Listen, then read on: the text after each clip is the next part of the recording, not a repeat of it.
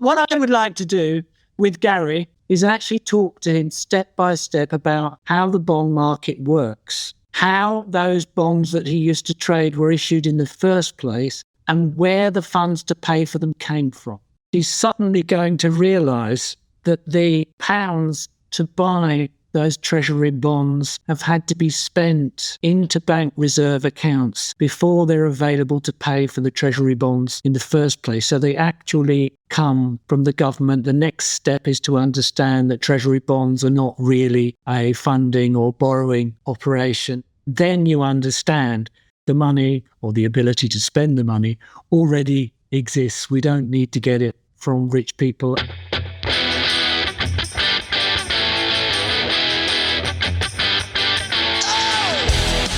This is the MMT Podcast with Patricia Pino and Christian Riley.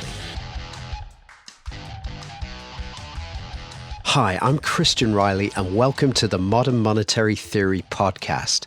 You can find us on Twitter at MMT Podcast, and you can support the show by going to patreon.com/MMT Podcast. Just wanted to jump in here to remind our UK listeners that Professor Stephen Hale, who's our guest this week, will soon be teaching 2 interactive workshops in London on the last 2 weekends of June, aimed at introducing people to real-world economics and correcting the false mainstream narrative that our vital public goods and services, like the NHS, need to either be paid for by suddenly conscience-stricken altruistic rich benefactors or else cut via deadly austerity measures. There are prices to suit every pocket for these seminars, including free, so check out the link to modernmoneylab.org.uk in the show notes for this episode, where, as ever, for our Patreon subscribers, there'll be a link to all of our patron-only episodes, including part 2 of the conversation you're about to hear. Your financial support really helps keep this show going, and your support in other ways,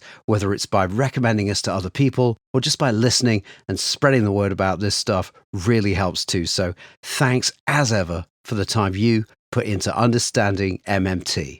Let's dive in. Welcome one and all to the MMT Podcast. I'm Christian Riley. And I'm Patricia Pino.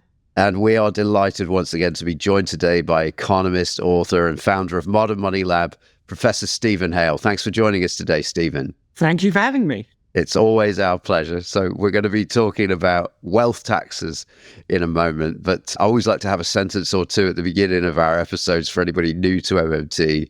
Stephen, through the MMT lens, what is the purpose of taxation? The purpose of taxation is to create a demand for a currency in the first place in order to allow the currency issuer to spend that currency into circulation. And we can also say, I think, that the purpose of taxation at the national level is to delete pounds from the monetary system, to limit the ability of the private sector to spend, so that the private sector and the government and the rest of the world's spending remains within the productive capacity of the economy so that it doesn't add to inflationary pressures.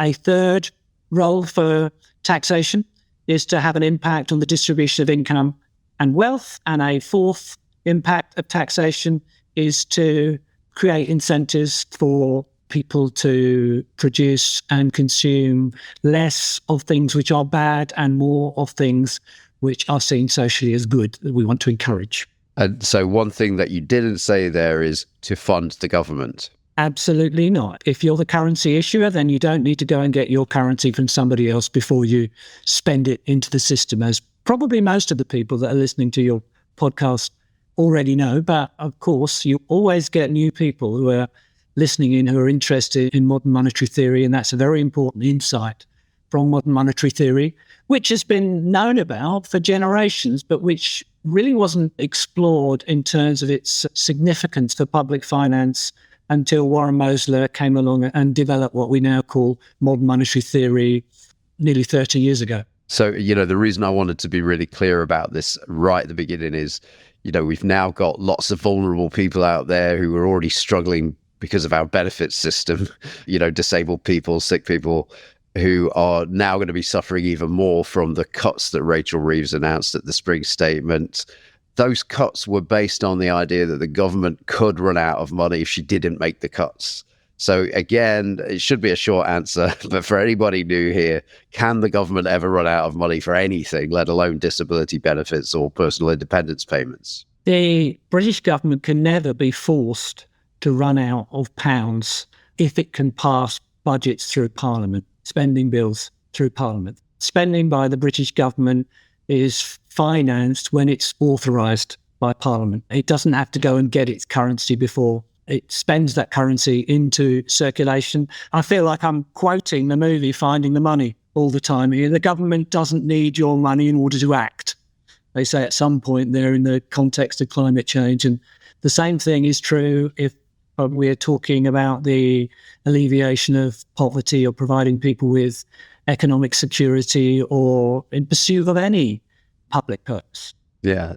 Unfortunately, because we can't quite let go of this false notion that the government first has to get money to be able to spend money, because I think that's important also, just to really ram that home. You said the government doesn't have to wait for the money to come in. We can even say it in more stronger terms that the only way the government spends is by money creation. The only way that currency issuers ever spend is by issuing currency. Yes, absolutely. So it's not a case of like, oh, sometimes they spend out of taxation and sometimes they don't. It's government spending is money creation. Absolutely. And the problem with the British government is the self-imposed rules. Britain has the world's worst Labour government at the moment. It's worse than Australia. In Australia, our government seeks to reduce the ratio of gross debt to GDP over time. But even with that, they're edging away from that gradually, finally at last, because we've had a little bit of influence with some of the people in the Labour government here. So far, we seem to have had no influence at all on the British Labour government, which is, in my view, not significantly to be preferred to the government that they replaced a year ago. What is amazing to me is that they don't even seem to be deterred by their collapse in the polls. They just keep on going. And they think that if there's a recession, they need to cut back. That's in defiance of 100 years of economic history. As far as I know, every single economist, not just MMTs, no economist would ever advocate pro-cyclical spending the way that Rachel Reeves is doing. Patricia, would you mind just backing up and saying what we mean by pro-cyclical and counter-cyclical? Meaning that when the private sector spends less or goes into recession, then the government sector should always spend more to compensate for that. And vice versa. When there's a boom, maybe the government sector can stop spending to prevent inflation. That's the idea, general idea, right, Stephen? Yeah, that's one of the great things about the federal job guarantee that we often discuss, of course, that it's a superior automatic stabiliser. The government budget should go further into deficit if the economy is in recession, if there are more people who are unemployed or underemployed or dropping out of the labour force. And the government deficit, the UK government will normally be in deficit, but the deficit should be smaller if the economy is growing over time and if there is the possibility of inflationary pressures building up as you move towards full employment. And of course, a federal job guarantee will do that because it will naturally expand during a downturn and then shrink as people move from the job guarantee into the private sector or conventional public sector jobs when the economy turns up again. Yes. So who is advising Rachel Reeves that is going against not just MMT economists, but pretty much 99% of economists? I can't explain that. As I said before, I'm much older than Rachel, but I don't think the course changed that much. We did the same course at LSE, so I've had the same education as her, and our education would have been solid. It was solidly neoclassical or orthodox, but you don't get the sorts of things that Rachel Reeves is saying and trying to do out of a standard neoclassical economics education. I mean, she is behaving as though she's what we call a deficit hawk, not a deficit dove. She's not behaving like somebody who thinks that the government budget should go into deficit if there's a slump, but towards balance if the economy is growing rapidly over time. Of course, we don't think that. We don't think there should be specific targets over time for an average budget balance or relating to a particular ratio of some definition of the government's debt to GDP. That's not the way we think, but those deficit doves do a lot less damage than deficit hawks. And she is edging towards, if she's not one already, being a deficit hawk in an economy which is already slowing down, and where potentially its major trading partners in Europe may be going into recession this year, and so causing the UK economy to move further towards recession. She's talking as though that means she's going to have less, as she would put it, tax receipts, tax revenue, and so she'll need to cut back on spending in order to avoid deficit spending for current government spending, which she's set her mind against doing. And what would have happened if we had followed that approach, say, during the financial crisis? Or during the pandemic? Yeah. It would have been catastrophic. And I wonder if we were to have another pandemic now, or God forbid, the current tariff war turns into a massive global economic shock, bigger than anyone is expecting at the moment. I wonder how she'll react. Because we can't let go of this false notion, and policymakers can't, the ones in power at the moment, can't let go of this false idea that the government first has to get the money to be able to spend, then spend it. You know, they've got the sequence wrong. So in reaction to the cuts, we've now got many nice, well-meaning progressive people arguing for the Chancellor to impose a wealth tax to, quote unquote, pay for the government spending needed to stave off the cuts. What's our problem with this? Well, first of all, it misrepresents how the monetary system works, as we were just saying. If you do have very ambitious plans for an expansion in the public sector, for a big increase in public investment in green infrastructure, for rapidly improving public services and making them more affordable, for providing people with the least economic security with a secure and dignified standard of living, then the additional public spending that you're going to undertake could potentially be inflationary. It could push the economy beyond its productive capacity, and you might need to look for pay-fors. Fiscal policy is not the only place that you can find pay-fors, but under those circumstances, you may need to raise taxes. And in any case, the UK tax system, which used to be very progressive in the 1950s and 60s and 1970s, is now not very progressive at all. So I am in favour of taxing wealthy people with high levels of income much more than we have been doing in recent years. And I'm also in favour of getting rid of all the rorts relating to capital gains tax and national insurance too. But wealth taxes are an administrative nightmare. It's very difficult to come up with, if we're talking about a broadly defined wealth tax, to come up with a good way of measuring wealth for that purpose. You can trigger capital flight by discussing the introduction of a wealth tax, which can cause problems on the foreign exchange market. There are a few countries that have moderate wealth taxes in Europe, but there are not many.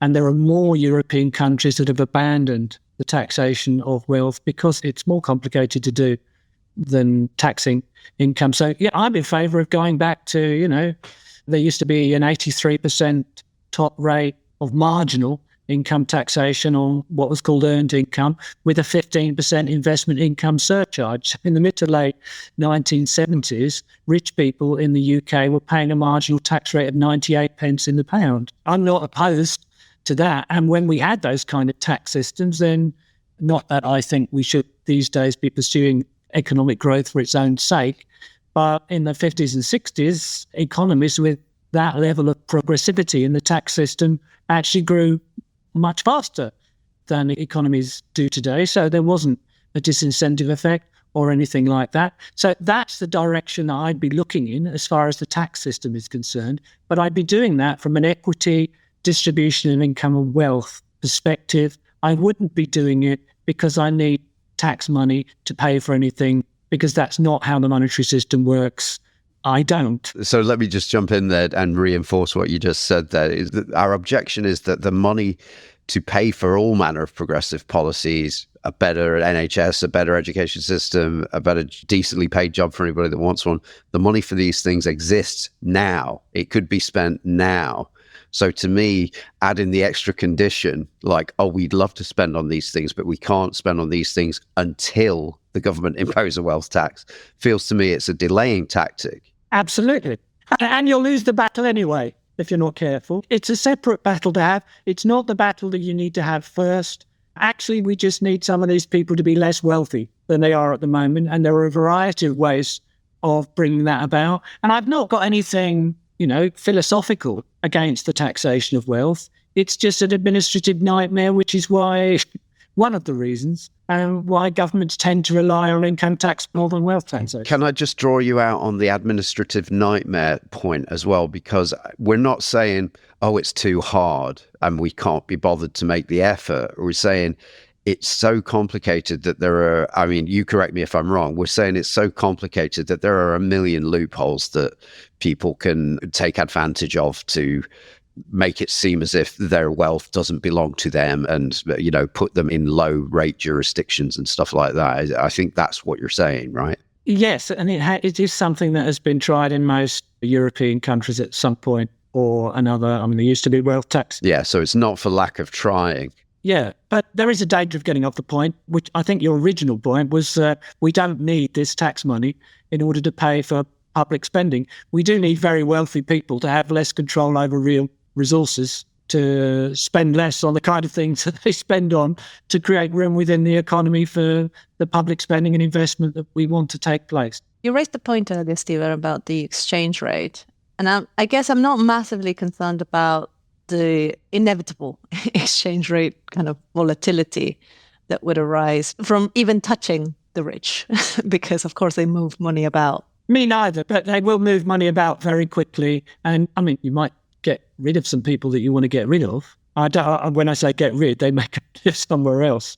And income generated in the financial sector is very mobile, and actually that might not be a bad thing too. But if you think you're going to raise a lot of, it's even the wrong term for us to use, but if you have a conventional view of public finance and you think you're going to raise a lot of money through a wealth tax, you probably won't. But I guess my main issue with the wealth tax, because I'm not massively worried about, say, the rich owning a lot of stock. And very often, like, company stocks are counted as part of the value, even though their value is not really realized, is it, until it's kind of a liability into the future. But I do have a problem when the rich use, say, property as a means of, say, piggy bank, or land particularly, which is not infinite. Yeah, absolutely. Capital gains should be taxed at income at your normal marginal income tax rate. That doesn't happen in the UK. There's a massive concession on capital gains tax. It's taxed at a very low rate, as it is in Australia. The rules are different, but it's a massive rule. Another massive rule is that when your income goes beyond a certain level, then you basically stop making any more national insurance payments in the UK. So national insurance becomes a very regressive tax. National insurance shouldn't be there at all. It should just be stuck into the income tax system. So all income and capital gains should go through a simple but highly progressive income tax system, and you should be aiming at a point where the marginal rate of that tax is close to 100%. As far as I know, in Australia, there are strong restrictions on, say, foreigners buying property. Is that right? And there are restrictions on the purchase of residential property, yes. For example, in London, I think that's a big problem. I don't think the basic structure of taxation in the UK has anything wrong with it. You just need to change marginal income tax rates and tax thresholds. You need to tax capital gains as income. You need to get rid of the national insurance rort and other tax reliefs. Now, there are other things you could do. You could have a special tax on luxury items if that's something else you'd want to do too. But there are other ways of addressing inequality in terms of limiting the income of the most highly paid people in corporations to some multiple of the average level of income in the corporation, or all sorts of other things that you could do. Having employee or trade union representation on board of directors that set the remuneration of the chief executive. These are all, there are lots of proposals that people have made. And saying that I'm not keen on a wealth tax does not mean are not keen on radically reducing the inequality. This is completely unresearched, but it's just an idle thought that I've had over the years. You know that companies have this idea that like the most well-paid person can only be paid a certain multiple above the lowest paid person. So there's a cap on what they can earn. I've often thought that would not be a bad policy to have in a nation. Do you know what I mean? So that if the highest earners are the highest earners because they're fantastically creative individuals and fantastically enterprising individuals, it incentivizes them to move up what's happening to the bottom end of the income distribution as a function of them getting more money. Do you know what I mean? Like it focuses them on the whole game rather than just how much they can get. But I don't know. I mean, that could be as impractical as a wealth tax. We've created a culture of inequality, and taxation was only part of it.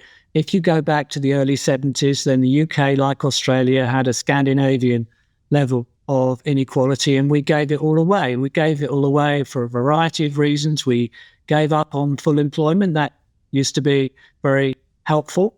We changed the tax system. We went through privatisation, financialisation, particularly in the UK. The finance sector was deregulated, and over a very short period of time, actually mainly this wasn't Thatcher, this was mainly under Blair and Brown, the financial sector doubled as a share of the UK GDP. Now, within that sector, remuneration became extremely high, and you then had boards of directors elsewhere in the economy benchmarking the remuneration of directors to pay in the finance sector, and that spread it in places like Australia and probably, I guess, in the UK to a ridiculous degree. You've got vice chancellors of universities being benchmarked against people in the commercial sector, so basically being paid as though they were investment bankers. At the same time, of course, not to sound like Donald Trump or anything, but at the same time, the pattern that globalisation took, with capital being mobile and labour immobile, meant that people towards the middle and bottom of the distribution of income found themselves in competition with very low wage labour in much lower income, but also lower cost of living countries around the world. Now, taxation was only a small part of this story, and reversing what's happened over the last 50 years as far as inequality is concerned is complicated. You could make a start, but you're not going to get all the way back there overnight. But I think if we're going to provide everybody in the years to come with a good quality of life and economic security while not trashing the planet, then it is something that we're going to have to achieve. And thinking that a wealth tax is going to do it, I don't think so. And also, just among the proposals out there, Patricia, generally the number that you see for a wealth tax is a figure of like 2%. And the idea is, look, it's hardly any of your wealth, rich people. Please don't hurt us. And I know that you've got a criticism of the 2% figure, you know. Which is almost pointless. Yeah, I mean, my criticism is, what are you justifying it on the back of? If the objective is to get rid of inequality, if, you know, what you're saying is true, and inequality is the number one problem, then why are you imposing a tax that is not going to address that? And of course, I asked that question on Twitter, and some people replied saying that the point is to establish the principle of taxation of wealth.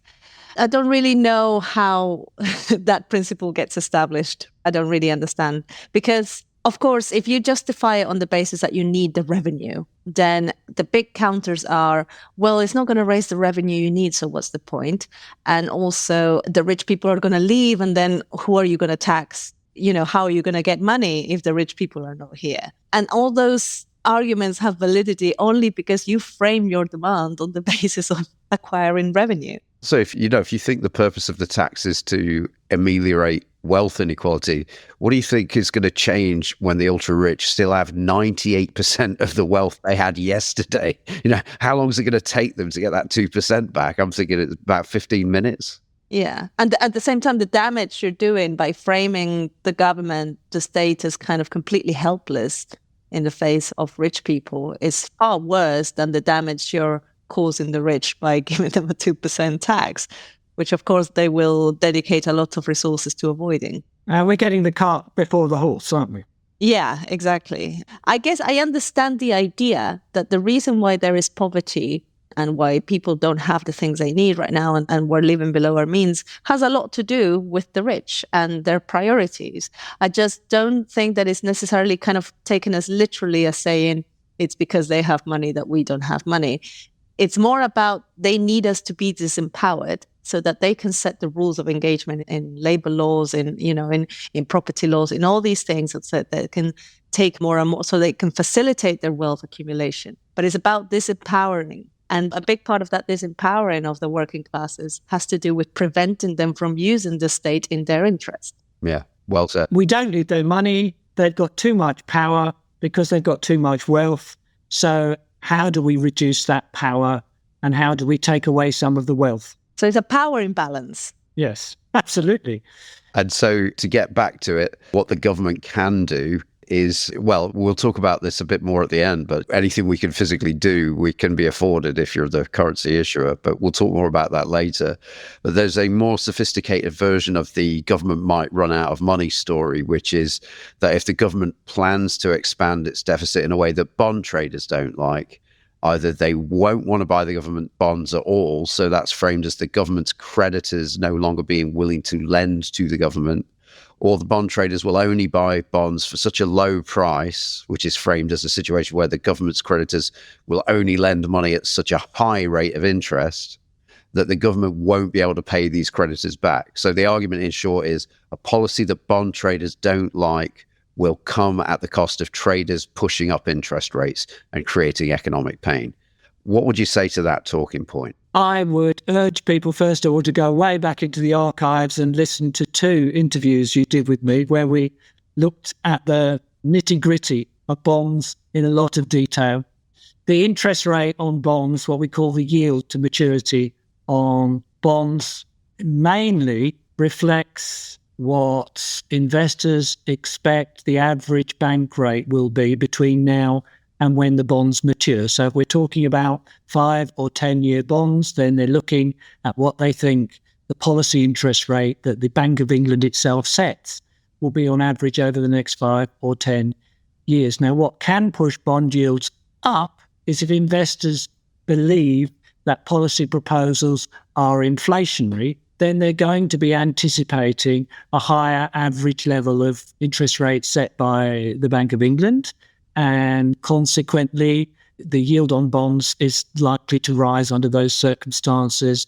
That's the same thing as saying bond prices will fall. Investors will sell bonds and bonds on the secondary market will fall. The government will still be able to auction bonds, but it won't get such a high price, which is the same thing as saying that they'll be paying a higher interest rate to bondholders. But of course, the interest that you pay on bonds, like all spending by the national government, just involves currency issuance. And it's essentially, as we often say, a welfare payment that you're making to savers, predominantly rich savers, when you pay interest on these bonds.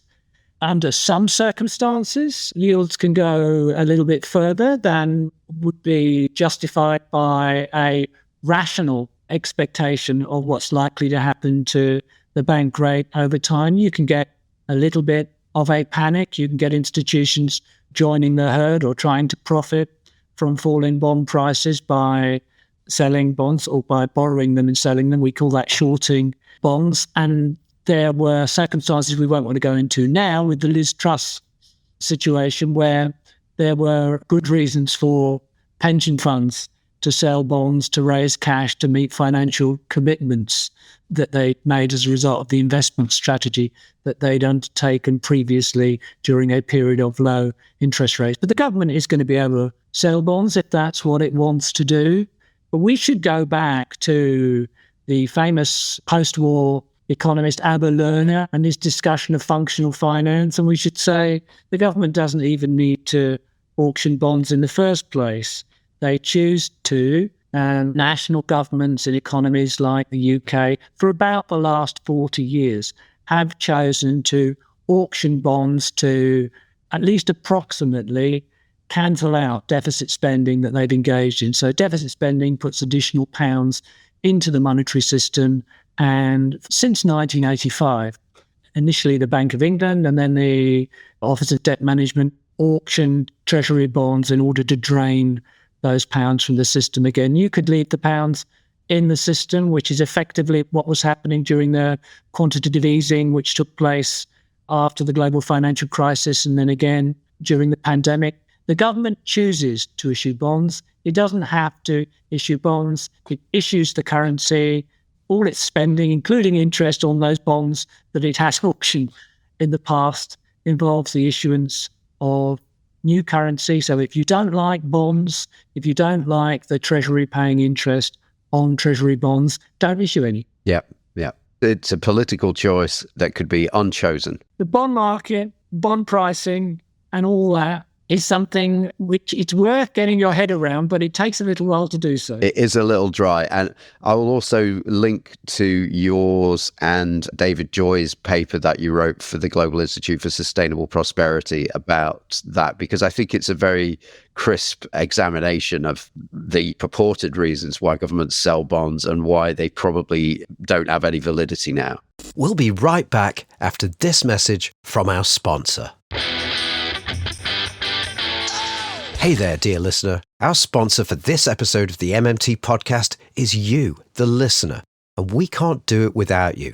And when I say it, I mean our aim to promote the best understanding that we can put together of how this thing called the economy actually works and how we can make it better. And we think a big part of that is knowing that better is possible and that many destructive policy choices are often sold to us by falsely equating the spending capacity of a government to that of a household. The way your government spends is nothing like the way a person or a household spends, because currency issuing governments are the source of their own spending money. Unemployment, underemployment, underfunded public health services, poverty, and many other things that politicians and pundits sell to us as sad but necessary are actually never necessary. Our money system has been mischaracterized in the media and academia for decades. An electorate that knows how it works can truly change things for the better and literally save lives. So we hope you can find it in your heart to support us via patreon.com/MMT podcast, because it really helps keep the show going and we want to make it bigger and better. So thanks as ever for the time you put into understanding MMT. Let's dive back in. Do you think Rachel Reeves is intimidated by the Liz Truss episode? Absolutely. I think she's desperate for credibility. Yes, I think she's afraid of that. Well, that's where we need to have a conversation with her, because she doesn't understand the Liz Truss episode. That's why she's intimidated. I think we should focus people on how did that end? How did that crisis end? Well, the government's fiscal agent, the Bank of England, stepped in and said, here's what the yields are going to be, right? You know, they didn't say it explicitly as I've just said it, but they said, we've got £60 billion here and we're going to keep buying these 10-year, 5-year bonds until we see the price that we like in the market, because the market's disorderly and it's our mandate to have orderly markets. You know, 40 years ago, the Bank of England would offer Treasury bonds for sale by a tap at the maximum interest rate that it wanted to pay. And if there wasn't a demand for new Treasury bonds from gilt market makers, from investors, then they just didn't issue them. They held them on the Bank of England balance sheet. There's no reason not to go back to that now. You don't have to issue Treasury bonds at all. The same thing was true in Australia until 1982. They said basically, right, we're going to offer these bonds for sale. We'll pay, 5% on them. If you want them, come and buy them. This is the maximum amount that we're going to make available. If you don't want them, we won't issue them. The thing is, in the discourse, things like yield curve control and quantitative easing and what you've just described, Stephen, get called unconventional monetary policy. That's how everybody used to do it. Exactly. I think we need to remind people, it's just called unconventional, but it's as ordinary as any other kind of monetary policy. But of course, once you start highlighting that the issuing of bonds is self-imposed, and there's this belief that if you don't issue bonds, then the money constitutes printed money, and suddenly you're going to get hyperinflation from that. And once you ask people, what's the steps? What's the mechanism? By which not issue the bond is going to cause hyperinflation, of course, they can't explain it. Yeah, was there hyperinflation in Britain after 2010? Because what was happening then was that the Bank of England was buying Treasury bonds on the secondary market as the Office of Debt Management was auctioning them on the primary market, which is the same thing as them never having been auctioned at all, really, and just held on the balance sheet of the Bank of England, or even the Bank of England just holding an overdraft for the government on its balance sheet and crediting I know the system works a bit differently in the UK to how it does in other countries, but essentially crediting the government's bank account and allowing it to spend. That's basically what was happening after the GFC, almost everywhere in high-income countries. Australia, because we didn't really suffer significantly from the GFC, was an exception to that. But even in Australia, during the pandemic, we had large-scale, what people call quantitative easing. And actually, it was our central bank buying treasury bonds from the private banks, putting electronic cash in the private banks' reserve accounts so that that cash was there ready for the private banks to buy new treasury bonds that the government was auctioning to replace the ones that the Reserve Bank had taken out of the system by buying them from the banks. That made it ever so complicated. But when you get to the end of that story, the central bank, which is owned by the government anyway, is holding treasury bonds on its balance sheet, and it's credited the Treasury with the funds that the Treasury then spends into the private sector. And there was no net bond issuance in Australia for a year and a half during the pandemic. Now, we didn't get hyperinflation. There was massive quantitative easing in the US, in the UK, across the Eurozone, especially in Japan after the GFC, in the case of Japan, even before the GFC. And that has never caused hyperinflation, or indeed, as far as you can tell, any inflation, even once, anywhere. And that is effectively the same thing as the government deficit spending and then just not choosing to auction the treasury bonds in the first place. When you look at the balance sheets, it's the same thing. That's why, not that I'm advertising it, but that's why on our courses we lay such emphasis in the MMT subjects, in both the one I lecture and the one Scott Fulwiler lectures, on looking carefully at the balance sheets. Well, you might not be advertising it, but I will certainly be advertising it. These courses are brilliant. Everybody should go on them. Scott is particularly brilliant. And now that he's retired from UMKC, the only way he can be taught by Scott Fulwiler, I think, is to come and do our course. Yeah, so that is not an advertisement at all.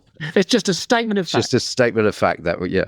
I'm bringing up the bond market stuff because among the most prominent commentators over here in the UK calling for a wealth tax is a bond trader with a big YouTube following called Gary Stevenson. And I think he's very well-meaning. But he's got a video out there doing the rounds since the spring statement over here in the UK. And it's got 500,000 views. And he ends it by explicitly saying, and I quote, "Until the government gets serious about taxing the rich, there's basically nothing they can do." Is that true? The problem that we have is that people imagine that bond traders or in other roles on financial markets understand how the monetary system works. And in most cases, with notable exceptions like Warren Mosler, they don't. And you don't need to understand how the monetary system works necessarily to make money trading in treasury bonds and other fixed income securities. You need to understand what I was saying a little bit earlier on about expectations of what we think the Bank of England will do to the bank rate in the future, and the relationship between bond prices and interest rates or yields on bonds. But you don't need to have the foggiest idea how the monetary system works. You don't need to understand that the top of the UK monetary system is the UK government authorised to spend by Parliament as the currency issuer, that they always spend through currency issuance, that they don't need to get rich people's money or anybody else's money before they spend, but that their spending, like any spending in the UK economy, has consequences, that they can spend in the wrong way, they can add to inequality, they can limit our attempt to address climate change, they can add to inflationary pressures if they spend too much or if they spend in the wrong way, but they're never going to run out of pounds. Now, Liz Truss really didn't understand that. She was the Prime Minister. This gentleman whose name I've just forgotten, although I know he has some notoriety in the UK, I'm sure he's a very bright chap, and I'm pretty sure he's well-meaning, but he desperately needs to do an introduction to MMT course because he's got no idea how the monetary system works. Yeah, I know that Stephanie Kelton responded to the video again because I think everybody wants to talk to him nicely because, you know, he's driven by, it would seem, by the idea that inequality is the thing that urgently needs addressing. About that, he's right. Yeah, but I think where he gets it wrong, and a lot of people get it wrong, so I don't want to pick on him particularly, I'm just drawing him out because he's prominent, is this idea that the government is helpless and the rich are almighty. The government needs to get the rich to do something to be able to do anything themselves. And I just think, Stephanie Kelton responded to the video because somebody tagged her in on Twitter and said, "What do you think about this, Stephanie?" And she wrote, "Well-intentioned, but ceding the high ground to the Austerians. Can't hold the spending program hostage while waiting around to tax wealth. He's adopted the progressive version of the magic money tree. It came with an image, and it was the Monopoly man with money growing out of him." And so, I think the idea is that money grows on rich people. The rich are the magic money tree. Yeah. Yeah. A lot of people think that's the way it is, that money grows on rich people. And obviously what we're trying to say and what she says explicitly in her book, Stephanie, is, money does not grow on rich people. Like we've tried to emphasize since the beginning of this interview, money comes into being when the spending bills are passed by the currency issuing government. Anyway, what are your thoughts on it, Patricia? Well, I think he's well-intentioned as well. And I think that it's refreshing to have somebody actually talk about inequality in mainstream media. What is frustrating, I guess, is that the discussion of inequality is still done within the constraints of the austerity narrative, within the constraints of, we can only do what we can afford to do because money is scarce for the government. No, it's not. And I think the main issue for me is that there's an incoherence between saying the government can put the rich in their place. But also before it puts the rich in their place, it first needs to get funding and it needs to ask the rich for a bit of money to do that. And so it's like the government is powerful enough to put the rich in their place, but not powerful enough to do so without funding from the rich. I don't know why they haven't caught that there is a narrative kind of clash there. I was just going to say it all adds up to a delaying tactic. Whether it's intentional or not, it's like, we can't do anything until ... and then, insert impossible thing that will never happen here. Yeah, and we're not challenging the thing that we need to challenge. And people forget, every so often these personalities come up and they're really well spoken and they do, they bring attention to the issues and that does matter. But if you're not moving away from the same arguments that have been done in the past unsuccessfully, then you're not going to get anywhere. And of course, the counter, I think I saw Fiona Bruce in Question Time countering, with this, the rich already pay quite a lot for services. What if they leave? All this stuff that only has weight, those arguments, because he's already framed it as a funding exercise. And if we just moved away from that, then we can actually start to discuss about the fact what's happening in the US, I think, is a template for what could soon happen here. And the fact that people like Elon Musk are manipulating, so blatantly manipulating election results by offering people, cash incentives to vote a certain way and all this stuff. That's horrific corruption that is only possible because a man has a ridiculous amount of wealth. So that illustrates better than anything the threat that excessive wealth poses to democracy. And so it's a brilliant opportunity to make the case that we can't allow the same thing to happen here. And yet we are focusing again on 2%, just a little bit here, just to allow us to feed some poor kids in school. No, we are past that. We need huge restructuring. And we need to, of course, make sure people have the things they need and the jobs they need to make a decent income. But those two are two equally important objectives, but separate. What I would like to do with Gary, if I had the chance to sit down and have a conversation with him, is actually talk to him step by step about how the bond market works, how those bonds that he used to trade were issued in the first place, how they are paid for, and where the funds to pay for them came from. Because I think if you were to talk to somebody like him in a sort of dull and dispassionate way and take him logically through it, I think he could have one of those, road to Damascus moments. He's suddenly going to realise that the pounds to buy those treasury bonds have had to be spent into bank reserve accounts before they're available to pay for the treasury bonds in the first place. So they actually come from the government. The next step is to understand that treasury bonds are not really a funding or borrowing operation. Then you understand that it's the national government that sits at the top of the monetary system. Then you get to your point, Christian, which you just made. The money, or the ability to spend the money, already exists. We don't need to get it from rich people. And maybe somebody like that could be turned around. It could change the way that they discuss these issues, and that would really achieve something. Him, George Monbiot, there are 2 or 3 other really influential people in the UK who, if we could just get them, and we tried a bit, and I know that Stephanie tries this too, and probably more successfully and confidentially, so I wouldn't know about it. But the danger sometimes is that we shout at them, not you and me, but sometimes people shout at them and tell them they've got it wrong. And actually, we need to get them in the room and have a quiet chat with them, because they're good people. They just haven't thought this through yet. Yeah, I'm glad you brought up the technical parts of it, because I just wanted to sort of definitively answer a couple of things. So in January, a couple of months ago, Gary did this interview in The Guardian to promote his book. I bring up January just so that you can place it in your mind.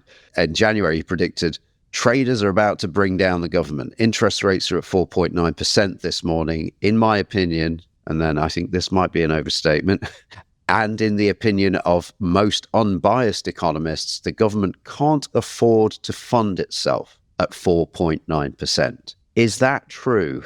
It's obviously not true. Actually, yields just spiked for a day or two and then came down again. There must have been some news item I wasn't following at the time in the UK that made people think inflation was a little bit worse or more persistent than they previously expected, or that the Bank of England was going to be a bit more hawkish about the bank rate and not cut the bank rate, or not cut it as quickly in the months ahead. Something like that would have caused a little spike in bond yields, and the news must have passed and they came back down again. But that's what happens to interest rates on the bond market. I looked that up. I looked up the spike. So that's what would have triggered him to say that. But of course, it was nonsensical. And that's where you want to sit down with him rather than say, this is nonsensical, and say, Gary, why do you think that? Why do you think the government is not going to be able to find the currency that it issues to pay the interest that it is choosing to pay on these securities that it didn't have to issue in the first place, but that it has chosen to do? Yes, they're held, some of them, by foreign investors, but some of them are still on the Bank of England's balance sheet, and the rest are mainly being held in pension funds, and they're going to mainly better off people in their pensions. But they're coming out of a keyboard. The government can't run out the ability to spend. Why do you think it can? I don't think he's got an answer to that. I mean, just to try and maybe think about where he's coming from, in the same article he says, the traders are probably right. If you look at the UK government, it's not on a sustainable financial path. So he's kind of restating it. And he says the government's stripped to its bones. Again, is that true? It can't possibly be true. If the UK government was to start accumulating rapidly foreign currency denominated debt, as it used to do in the distant past when it intervened heavily on the foreign exchange market, then you could create problems for yourself. But you're never going to run out of pounds. And their financial liabilities at the moment are almost exclusively in pounds. They issue the pound. Can I add something to this? On my way over to this meeting, I was listening to the radio, and there was a discussion about how there is, of course, waiting times for appointments at the NHS are going up and people are unhappy and all that. And that's been going on for a while. But they were juxtaposing that against the fact that there is a growing number of unemployed general practitioners. And then during the discussion, they said the bottom line is that the GP surgeries don't have the money to hire the general practitioners, and there is an imbalance between the amount of general practitioners that we are training and the amount of general practitioners that we're willing to hire into the NHS system. And so, of course, they were framing this as a concept of, well, the government doesn't have enough money. We need to make sure, we need to save money. And I just thought it was so absurd. The fact that we obviously need these GPs to cut waiting times, and the surgeries accept that. But at the same time, they completely can't do that because the government refuses to give them the money they need. And as a result, we're causing unemployment directly. It's crazy, isn't it? It is so frustrating that we're still discussing about how, like Stephanie Kelton says, where we've got to find some coins from somewhere before we can bring these GPs in, when we could just do it now. Absolutely. Yes. What more is there to say? It's simple, but there's this huge blind spot which goes all the way back. Not that we want to go all the way back right now, but all the way back to misunderstanding what money is in the first place and where it comes from. Yeah. Just to cap off the article that Gary was featured in, he says, the rich have got a choice. They can lend money to the government or they can buy assets. I know what I'm doing. I guess he's speaking as the rich there. But he says, I'm buying assets, stocks, gold, commodities, property, everything. Then he says, the rich have got a lot of money. They can buy everything. The government's got to compete with that and they can't. Now, I'm going to say that's exactly the opposite to the truth. Anybody? It is. He's going to be rather less rich, isn't he, after the last few days than he was before if he's been buying a lot of stocks recently. But that's irrelevant. I mean, this is back in January. Yeah. Obviously, that's completely nonsensical. Now, we have to be careful when we talk about money, of course, because people rightly point out that a lot of what we regard as money is borrowed into existence in the private sector from banks. But basically, the pounds that people have in their bank accounts, in almost all cases, have either been borrowed into existence in the private sector or spent into existence by the national government. Pounds that have been borrowed into existence in the private sector add to private sector debt. They have to be serviced and repaid in the future. They make the financial system more fragile, more crisis-prone. And you reach a point where the private sector can't or won't engage in additional borrowing to finance its spending. So where else do you get pounds from? You get pounds from the government deficit spending. Deficit spending create net financial assets for the private sector. Deficit spending adds to what Warren likes to call the net money supply.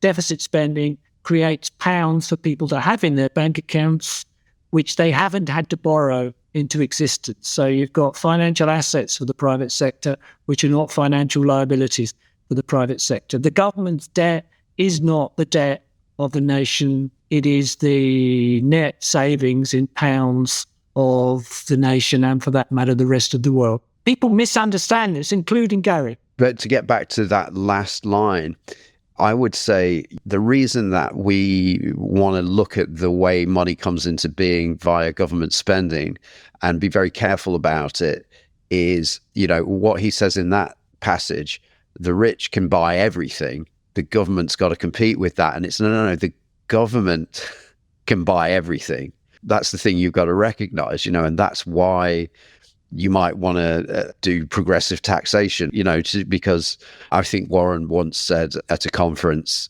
think of the economy as it's a department store, a huge department store. And I'm paraphrasing here. The government's got an infinite checkbook. It can buy whatever it wants and really blow the lid off prices. The private sector is in the subordinate position there. It can't buy everything. Absolutely. Yeah. I just think depicting it the other way around, it's, the rich have got all the money, they can buy everything, and the government can't compete with that. It's like, no, that's not it. One of the things I was highlighting in my tweets was that, he talks about, the rich own everything and the government now has no assets and all this stuff. But who upholds those property contracts? Who is giving permission to these people, for these people to own this stuff? Whenever there is discussions about bringing something into national ownership, there's always the process of the government deciding how much the stock is worth and therefore how much is going to give in exchange for owning that stock. The government holds all the cards there. Who's going to stop the government from taking something that it deems necessary to take? There's only one institution in the UK that has an infinite ability to spend pounds on whatever is available for sale in pounds, and that is the National government as long as it can pass spending bills through Parliament. There are no limitations on its ability to spend. We often say, don't we? If you're the currency issuer, you spend currency into the system, some of it you tax back out of the system later on. If you spend more than you tax, then that's a deficit for you. It's a surplus for everybody else. Everybody else then has access to those pounds which they can save. But every pound you spend is a new pound. You can't run out of the ability to create these new pounds. So you've got deeper pockets than everybody else.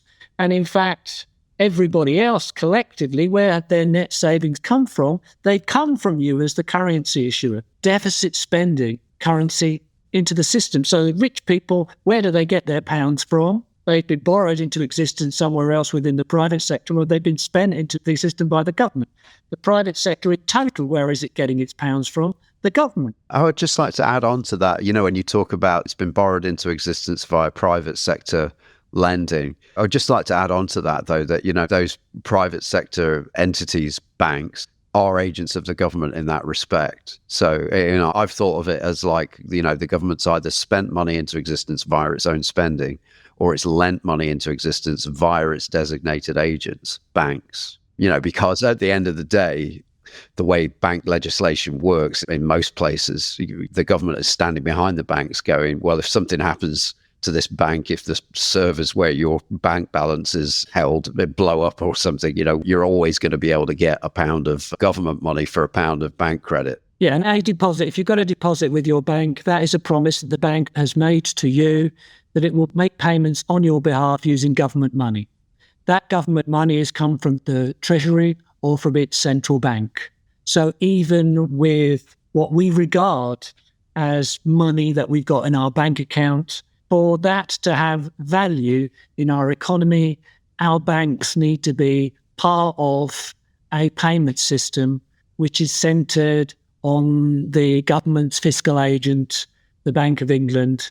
We think we're paying our taxes, for example, using money in our bank account. No, actually, it's our banks that are paying our taxes using the government money that they have in their reserve account at the Bank of England. Hyman Minsky, the famous economist, of course, said anyone can create money.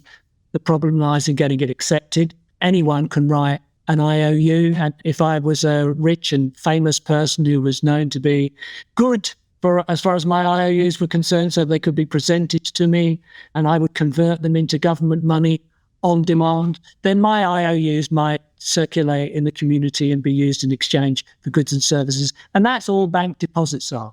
A credible promise to make payments on our behalf using government-issued money, or for the bank to convert those funds into government-issued money at par. It's the government that sits at the top of the monetary system, and the fact that 95% of broad measures of the money supply, when you look at the accounting, is in the form of bank deposits is irrelevant. It doesn't change that. It is worth our while briefly mentioning that because people often get confused over this issue. They think most of the money in the economy is created by banks. No, bank deposits are simply promises from our banks to make payments on our behalf using government money that the banks themselves hold on their balance sheets, or to convert our deposits into government-issued money. Well said.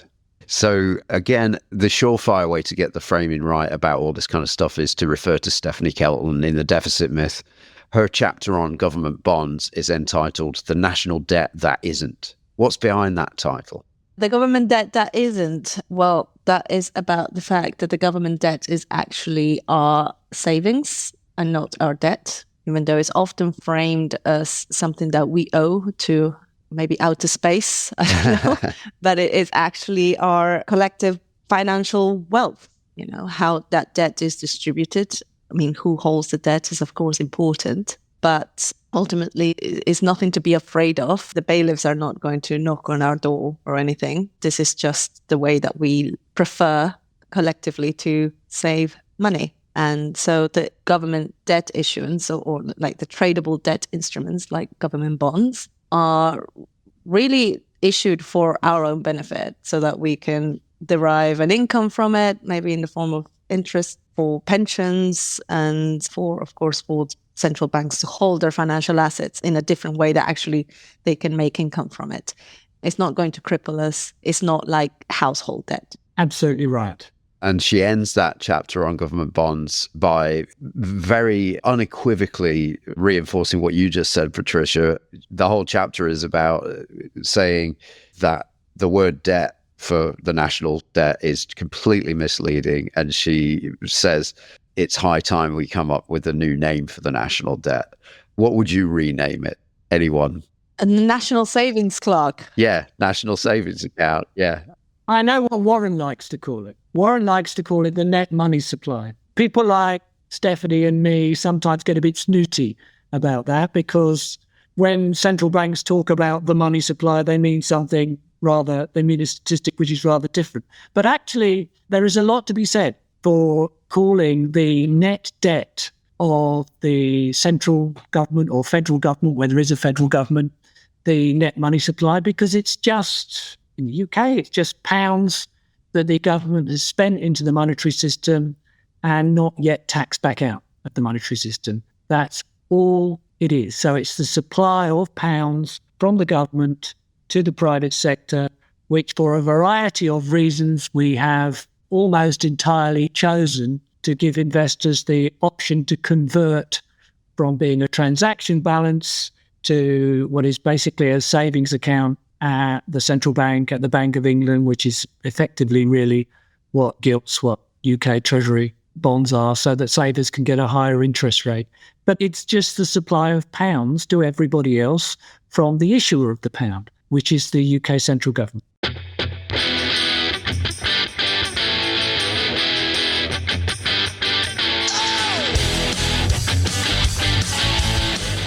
That was the MMT podcast with Patricia Pino and Christian Riley. Don't forget, you can support the show through Patreon, starting at $1 a month and get access to patron-only episodes. You can do that by going to patreon.com/MMT podcast. You can also find me on Twitter at MMT podcast, and you can find Patricia on Twitter at Patricia N. Pino. And you can email us at mmtpodcast@outlook.com. Thanks for listening, and we hope to hear from you.